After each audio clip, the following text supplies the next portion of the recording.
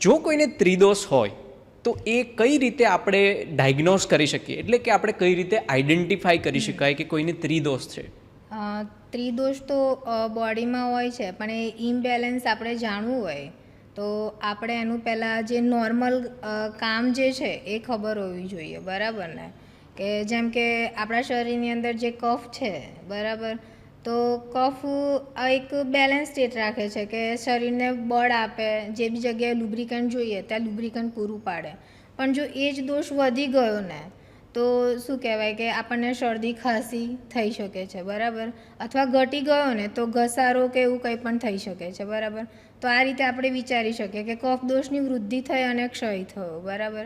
પછી એ રીતે પિત્ત દોષ છે કે જે આપણી બોડીમાં વધી ગયો, તો નથી કહેતા બધા કે આનો પિત્ત વધી ગયો છે, આનો પિત્તનો કોઠો છે, કે શરીરમાં ગરમી વધારે છે એમ, બરાબર. તો એ શું છે કે પિત્ત દોષ એની વધ્યું છે એમ, એના માટે છે એમ. અને ઓબ્વિયસલી વાત દોષ વધે કે ઘટે તો વાત દોષ જે છે ને એ બહુ જ મહત્ત્વનો છે ત્રિદોષમાંથી, બરાબર. કે વાત દોષ વધી ગયો ને તો એના રિલેટેડ બહુ બધી આપણને તકલીફ થઈ શકે, જેમ કે બ્રેન રિલેટેડ ડિપ્રેશનમાં જઈ શકે માણસ, એન્ઝાયટી થઈ શકે, બરાબર. એટલે કે આ રીતે આપણે સમજી શકીએ કે જેના નોર્મલ જે કામ ખરા ને એના કરતાં કંઈ પણ ઊંધું થયું ને તો આપણને આઈડિયા આવી શકે કે આને ઇમ્બેલેન્સ થયું છે દોષનું એમ.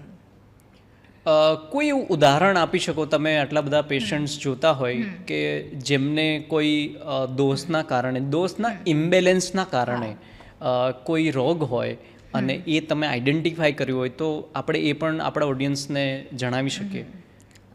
જેમ કે છે પિત્તની વાત કરી મેં, કે પિત્ત દોષ વધે તો શરીરમાં જેમ કે ડાયરિયા થઈ જાય આપણને અમુક વાર. ડાયરિયા થવા એ પિત્ત દોષના વધારાના કારણે થાય છે, બરાબર.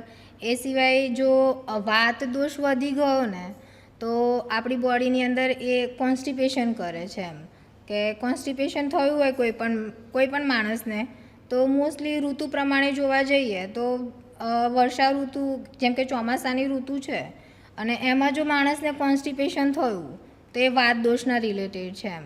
તો આપણે આઈડિયા લગાવી શકીએ કે આ વાત દોષના ઇમ્બેલેન્સના લીધે આ પ્રોબ્લેમ ચાલુ થયું છે એમ. આપણે દોષો વિશે સમજ્યું કે 3 દોષ છે અને એમાં જો કોઈ ઇમ્બેલેન્સ થાય તો એના કારણે ઘણા બધા શરીરની અંદર રોગો થઈ શકે છે. જ્યારે આવું થાય, કોઈ પણ માણસને જ્યારે દોષનું ઇમ્બેલેન્સ થાય, કોઈ એક દોષનું પણ થઈ શકતું હશે, એ પણ એક ક્વેશ્ચન છે કે એવું બની શકે કે કોઈ એક દોષનું ઇમ્બેલેન્સ થયું અને બેનું નથી થયું? આપણે શું સમજી શકીએ એની અંદર?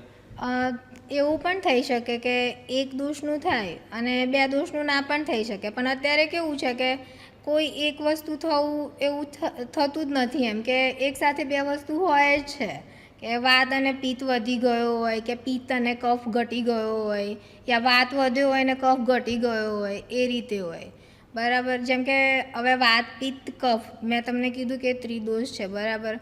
પણ એ પ્રમાણે આપણા શરીરની પ્રકૃતિ પણ હોય છે, કે આ વાત પ્રકૃતિ છે, પિત્ત પ્રકૃતિ છે, કફ પ્રકૃતિ છે. જેમ કે કોઈ માણસ જે છે એ બહુ એગ્રેસિવ છે, પછી આર્ગ્યુમેન્ટ બહુ વધારે કરે છે, બરાબર. અને એનું બોડી કોન્સ્ટિટ્યુશન એકદમ કેવું છે કે કોઈ પણ વસ્તુ સહેજ આમ ખાવામાં પણ એને ગમે તેવું આવી ગયું તો એને કંઈક ડાયજેસ્ટિવ રિલેટેડ પ્રોબ્લેમ થઈ જાય તો એ કહેવાય છે કે પિત્ત પ્રકૃતિનો માણસ છે. યા વાત પ્રકૃતિનો માણસ હશે ને તો કેવો હશે કે એકદમ લીન એન્ડ થીન હશે એમ, તો એ વાત પ્રકૃતિનો માણસ કહેવાશે. અને કફ પ્રકૃતિનો જે માણસ હશે ને એકદમ શાંત હશે એમ, કે ઓબેસિટી પણ એનામાં હોઈ શકે ને જલ્દીથી એનામાં ઉત્સાહ ના આવે એમ, કે હા થશે, જોયું જ હશે એમ, થશે તો એમ. એ કફ પ્રકૃતિનો માણસ છે, બરાબર. તો આપણા શરીરની પ્રકૃતિ પણ હોય કે વાત, પિત્ત અને કફની, બરાબર. અને જો એ પ્રમાણે આપણે કંઈક જંક ફૂડ કે કોઈ પણ આહાર કે વિહાર, કોઈ પણ પ્રવૃત્તિ એવી કરી કે જેનાથી આ એક દોષ વધે છે એમ, અને શરીરની પ્રકૃતિ છે પિત્ત દોષની, પણ એણે કામ કર્યું છે વાત દોષ વધે એવું, બરાબર. તો વાત અને પિત્ત બંને ઇમ્બેલેન્સ થવાના છે. જરૂરી નથી કે કોઈ એક જ થાય, એ આપણી બોડીની તાસીર ઉપર ડિપેન્ડ કરે છે કે કઈ પ્રકૃતિનો માણસ છે.